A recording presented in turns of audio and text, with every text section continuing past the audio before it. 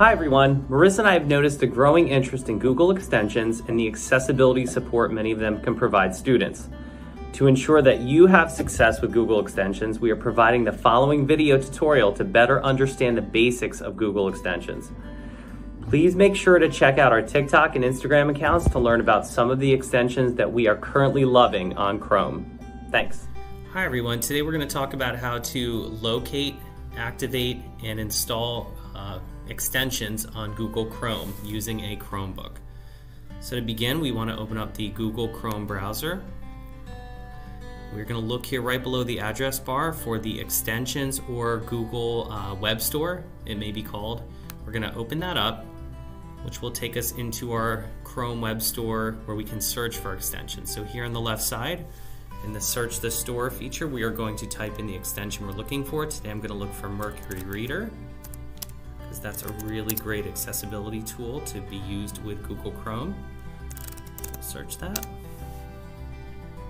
All right, here is our results page. So you can see Mercury Readers right here on the top. We're going to simply click that. It will take us to our landing page for Mercury Reader. We are going to click Add to Chrome and add the extension. You'll notice here on the top you'll get a window that says it's been added to Chrome successfully. But when you close that window, you'll notice that icon has disappeared. So in order to access extensions you've downloaded, simply click that puzzle piece icon for extensions. You'll notice in here there's a small drop down that shows all of the extensions that I've currently own on this device. I'm going to simply use this push pin to pin Mercury Reader where I can easily access it and utilize that extension going forward. You'll notice here I have a few more. If I want to hide that extension, simply unpin it and it disappears, not from the device itself or not from the browser, but just next to this address bar here. To further manage the extensions, simply click Manage Extensions. Notice I have a few others here that I have not pinned, but let's look for Mercury Reader. So we have the ability to click details, learn a little bit more about what this extension is, what size it is, some of the features, additional features of that extension itself. I'm also able to turn off the extension, which is going to unpin the extension and sort of hide it up here in our extensions dropdown.